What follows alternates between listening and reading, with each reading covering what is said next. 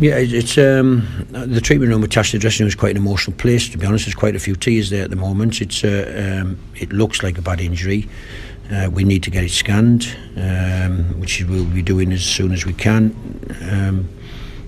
The players are all pretty emotional, as Bradley's emotional, and yeah, he was in a lot of discomfort, a lot of pain, and the doctors are all there. We'll wait and see. I shouldn't stand here and say what it might be or what it is. Let's wait and see what a proper diagnosis from a scan shows. But at this moment, it doesn't look good. Happy Christmas no more, folks, as this selfish bastard has pretty much put a massive dent in Rovers' ambitious playoff hopes. If you see him wandering in the streets, report to your nearest authorities.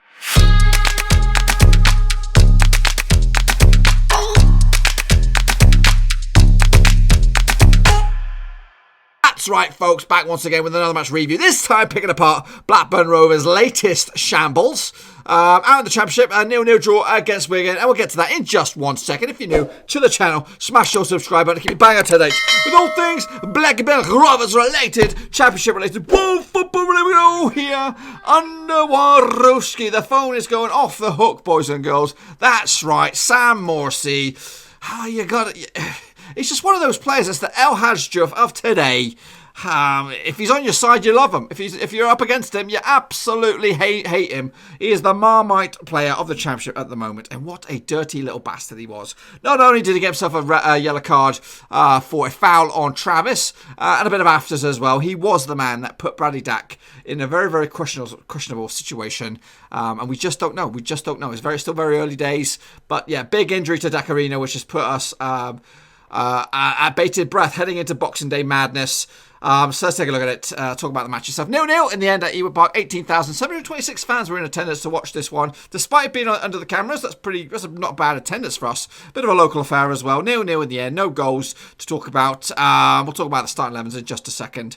But the major talking point for everybody was the Bradley Daccarino injury, which looked very, very painful on camera. But a lot of hush going around Ewood Park at the moment. We just don't know if it's season ending, out for a couple of weeks, out for a few months, whatever. But just as things were looking really good for Rovers, we come up against these freakazoids who give us what for? They're just an unsettling bunch of bodies, led by their manager Paul Coccarino. I don't know what Charlie Mulgrew's thinking. He has to share a flipping dressing room with Sam I don't know what I can call him without Sam the asshole Morsey. There we go. That's probably about as good as I can get.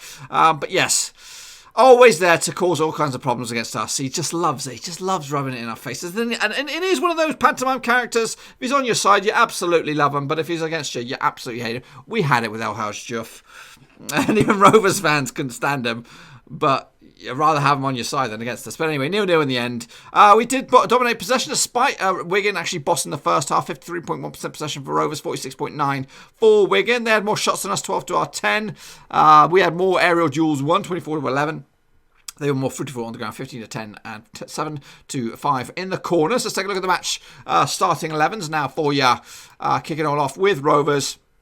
Walton between the sticks, Downing, Williams, Lenihan and Nyambe, Travis, Evans, Daccarino, Rothwell, Armstrong and Graham. And my match ratings for this match, Walton gets a big fat hairy 8, Downing gets a 7, Williams gets a 6, Lenihan also with a 6, Nyambe with a 7, Travis with a 7, Evans with a 5, Daccarino with a 6, Rothwell with a 6, Armstrong with a 5 and DG up top with a 6. My man of the match was, of course, Christian Moore, saving us from embarrassment with some really good super duper saves, really showing us quality.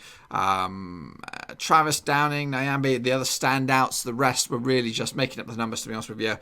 Dak and, well, Graham is a bit harsh with the 6, but there was nothing to get excited about. Absolutely nothing to get excited. Armstrong looked slow and tired. You know what? Sometimes I think having those extra days off don't really count whatsoever, because I think we actually went backwards today with this performance. It just didn't instill me with any confidence at all. If we'd won it, I think we would have been absolutely flukily would have won it, because I think Wigan deserved something out of this game, and to be honest with you, they really caused us all kinds of problems. frustratingly, you know what I mean? Like, our defence, Lenihan and Williams looked like they hadn't played with each other forever, so it was just a little bit, there was a lot of scenarios where the balls, there was a lot of confusion in midfield as well. It was just like no one was taking command of some situations. It just looked a little half-arsed. It looked like a Rovers game of our relegation season, if I'm honest with you. Just there was no understanding. I don't know what people were thinking, if they were already switching off for Christmas or what, but whatever it was, it has to go out the window. We have to chuck it outside, put it in the trash, and get ready, because we got Birmingham on Boxing Day, and then we got Huddersfield on the 29th. Two very winnable games as well, and then we got another flipping, I think we got Nottingham Forest on New Year's Day, so there's some really monstrous games for Rovers moving forward. Let's take a look at the lineup for Wigan. They had Jones, 3 and 6, Robinson, Naismith, Kipley, Byrne, Morsey, Evans, Lowe, Jacobs, Massey, and Windus. Obviously, Morsey, pain in the ass. Robinson was tremendous. Got to give him that. Who else was a standout? Lowe was a handful. Windass was also causing some problems as well. So you know what? They despite their lack of goals this season and where they are, and their manager, it's quite surprising to see that they are struggling, because they did cause us all kinds of problems. So let's take a look at some other stats for you. Some numbers. Touches. We had more touches than they did. 573 to 445. Only just, mind you. 366 passes to their 328. 19 dribbles compared to their 18. They intercepted us 18 to 6 times. The shots down there at the bottom, we actually had 4 on target. So did they. And one hit. We did have one hit the woodwork. That was a Danny Graham header from an Armstrong cross. It was a chance out of nothing. If that went into the back of the net, you know what? I wouldn't be here as grumpy as I am right now. But yeah, the games come thick and fast, so we can't really dwell on this one. We just got to get ready, go over Christmas Day, get ready for Boxing Day, and we go all again at Ewood Park. If you're a heat map man, just like moi, this is the heat map scenario.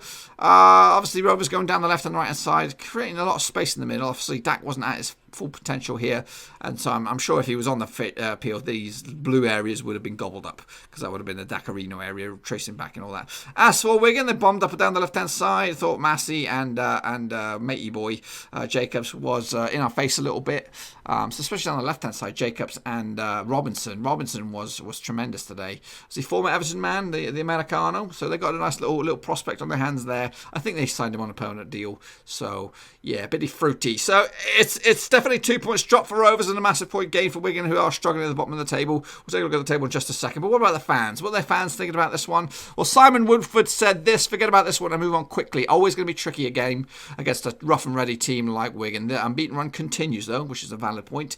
Kane Talbot, what a shock yet again. Bottle it when we get near the playoffs. That was an atrocious performance. It was pretty bad as well. The American Rover says, disappointing point, extremely poor performance, but most worrying are the injuries to Dack and Evans. Why do we struggle so much with consistency? Evans, I'm not too bothered about. I thought he was shit today. Obviously we don't want to see any player get injured. But I think we've got some ready-made replacements in the line. I think Bradley Johnson came on was okay. He also looked a little bit sluggish. He didn't look like his vibrant best. Obviously, a goal and assist does help. But let's not worry too much. I think we'll have, like I've already made my pre-match prediction or starting 11 for the Birmingham game. You have to check that out on the preview. I've opted for a couple of other surprise names in there. But anyway, Philip Atherton said this: there's no easy points in this league. We're going to fighting to stay up. Same as Barnsley, who won away to Millwall. Certainly needs to get back to winning ways now. Boxing Day, come on you Blues! Northern Rover, a point, fair result. A lot of errors tonight. Kept giving the ball away in dangerous areas. Hope the injury to Dack isn't as serious as it looked. Talk of Ewood said, not the best. Wigan probably the better side. Both teams had chances to win it. Clean sheet and unbeaten run continues. Pick up a win on Boxing Day, and this result looks a lot better. It does. We need to get one over Birmingham. Michael Taylor, aka Marple Leaf, said, least enjoyable game of the season. That Rovers seemed devoid of ideas. Wigan a horrible side. Ref another bottler. Dack injury a second chance of let him die. In fact, gypsy bastard from away end. Another reminder of how grim football fans can be. Yes, indeed. Mark Whittle said this: missed opportunity tonight for Rovers to make mark on top 6, one which we could regret further down the line. Anyway, I hope all my fellow Rovers fans have a Merry Christmas. Indeed to you, Mark Whittle. Philip North said this: not the best passing and first touch was very poor, but in times gone by we would have lost that game. Defensively, we were solid despite Williams being rusty, no left back, and Nyambi obviously being told to play higher, leaving Lenihan exposed. A point and clean sheet in a tricky game. Forever positive, Chris Martin. Let's think positive, boys and girls. Halfway through the season, sitting comfortably in 8th, unbeaten in 7 games, 2 points off the playoffs, still outside the top 6, or outside of the top 6. We'd have taken that, wouldn't we, at the start of the season? Indeed, we would. Luke Edward Howarth. Disappointing not to get the big W, but we could have been worse. Let's take it out on Birmingham on Boxing Day. And Carl Smith.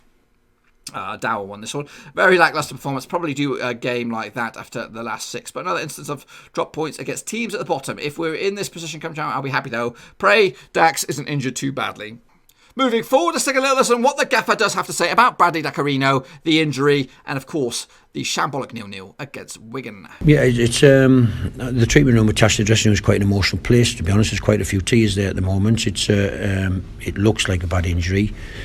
We need to get it scanned, which we'll be doing as soon as we can. The players are all pretty emotional, as Bradley's emotional, and he was in a lot of discomfort, a lot of pain, and the doctors are all there. We'll wait and see. I shouldn't stand here and say what it might be or what it is. Let's wait and see what a proper diagnosis from a scan shows, but at this moment it doesn't look good. Well, as I've just said there, I think first and foremost I'd like to give some credit to Wigan. As I stood here after we played Barnsley, who were struggling at the bottom of the league, this league is there for everyone to see. Teams at either end of the league can give you real problems. I think Wigan are a good side. I don't see them being in the bottom 3 at the end of the season. They have to. They give us enough problems, particularly first half today, that showed the quality. I think I played against, my teams have played against Wigan a lot over the last 2 or 3 years, and they've always been a good football team. They seem to have gone very direct last year a little bit, and but that was back to the Wigan I would have recognised in the past. Good control of the game, good ball movement, and they've got some good players. But that said, I think we had the better chances with their keeper, made some amazing saves, and we had some efforts that probably should have been dispatched away, but it wasn't to be. And I'd have to say I've got no qualms with it being a game. If you can't win it, make sure you don't lose it, really. And that was it. We'll put the point in the bag. And look forward to Boxing Day and hopefully 3 points. That's exactly what I said to them, really. I couldn't knock their effort, their desire, their clean sheets, a massive positive for us. Again, another clean sheet at home. But we have to be better with the ball. We have to make better decisions, as you've just said. It was there.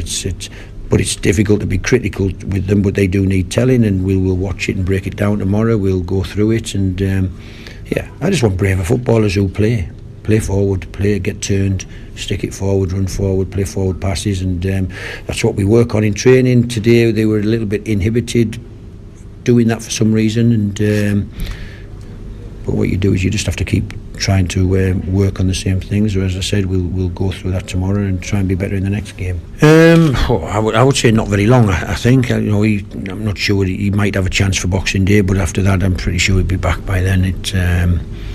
And I would say that he was a loss to the team today. With it, you sit and watch him, how he can stand with that ball and he can stick it through the lines of the opposition, and it's why you play like a Dack and a Rothwell, because you need serving. You have to serve them. And as I've been telling you for a long time now, we're trying to change this team from a team that it lots along diagonal to Danny and get it to Dack that way. And you've got players of high quality at the back who can stick it through the lines. Then it's much easier for them players to get more ball and better quality. And we missed that a little bit today. I think of playing through their lines.